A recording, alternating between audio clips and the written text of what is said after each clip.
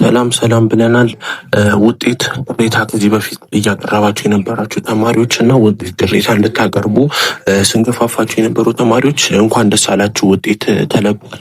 ስለዚህ ውጤት ቅሬታ የነበረባችሁና ቅሬታቸውን ያቀረባችሁ ተማሪዎች ውጤት ማስተካከያ ይፋ ሆኗል ማለት ነው። ስለዚህ ገብታችሁ ቼክ ማድረግ ትችላላችሁ።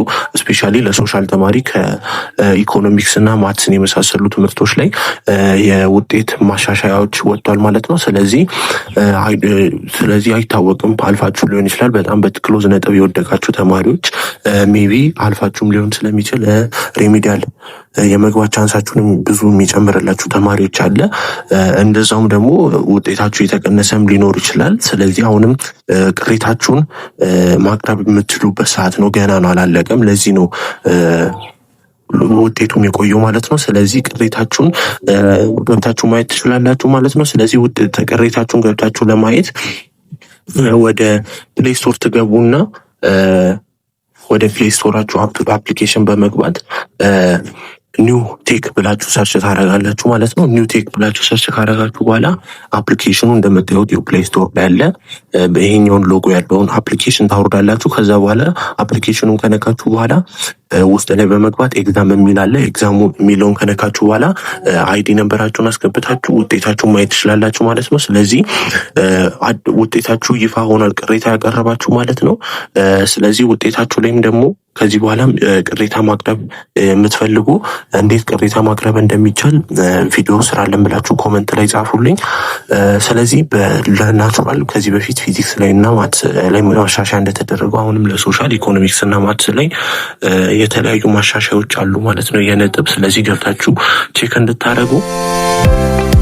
ሌላኛው ደግሞ ወቅታዊ በሆነ ጉዳይ ማለትም በሬሚዲያልን በተመለከተ አዲስ ኢንፎርሜሽን ልሰጣችሁ በመረጃ ተመልሼ መጥቻለሁ ማለት ነው። ይህም የዘንድሮ የ12ኛ ክፍል ውጤት ሪዛልት ዘግይቶ እንደወጣ ይታወቃል። አሁንም ደግሞ ሬሚዲያል እንዳለ እየታወቀ ለምንድነው የመግቢያ ነጥብ ይፋ እስካሁን ድረስ ያልሆነው የሚለውን እና መቼ ነው ይፋ የሚሆነው የቆየበትስ ምክንያት ምንድነው የሚለውን እና መቼ ነው ግቢ የተመደብንበት የምንገባው የሚለውን ጥያቄዎች በተደጋጋሚ እየጠየቃችሁ ይገኛል ማለት ነው። ስለዚህ ባገኙት መረጃ መሰረት እነግራችኋለሁ ማለት ነው።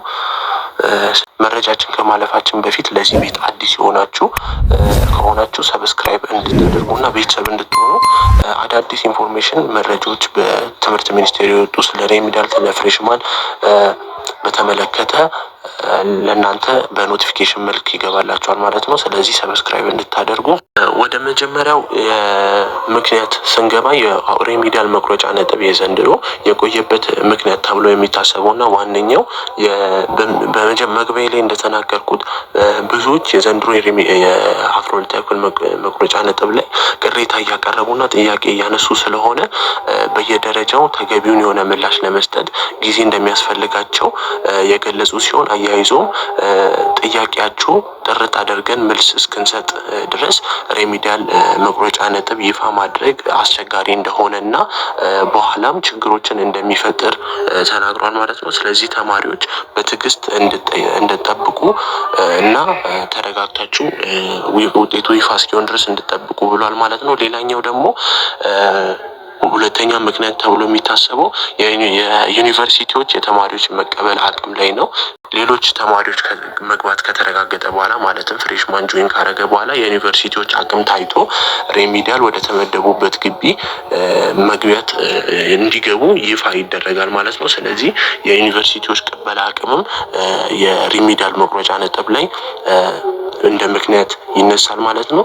ስለዚህ የትናንትናውን ቅሬታ እንዳያችሁት ትናንትና ይፋ እንደተደረገው ብዙዎች ላይ ኢኮኖሚክስ በሶሻል ላይ ኢኮኖሚክስ እና ማትስ ላይ መሻሻያ እንደተደረገው ብዙዎች እያለፉ ይገኛሉ። አንዳንዶች ላይ ደግሞ በጣም ትንሽ ነጥብ ነው እየተጨመረ የሚገኘው።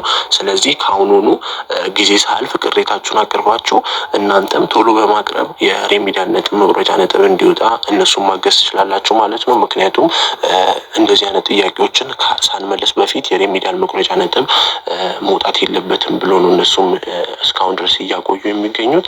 ስለዚህ ቶሎ ቅሬታችሁን በማቅረብ የሬሚዲያል መቁረጫ ነጥብ እንዲወጣ እና የተለያዩ ኢንፎርሜሽኖች እንዲደርሳችሁ ማድረግ ትችላላችሁ ማለት ነው። ስለዚህ ቅሬታ እንዴት ማቅረብ እንደምንችል ማታውቁ ካለ በኮመንት ላይ ያሳውቁኝ፣ ቪዲዮ እንድሰራላችሁ እና በኮመንት ላይ ጻፉልኝ ማለት ነው። ስለዚህ የሪሚዲያል መቁረጫ ነጥብ የዘንድሮ 2018 የሪሚዲያል መቁረጫ ነጥብ ስንት ይሆናል የሚለውን የእናንተን ግምት በኮመንት ላይ ያሳውቁኝ። በሌላ ቪዲዮ አዲስ መረጃ ካለ እስከነገናኝ ድረስ መልካም ሳምንት።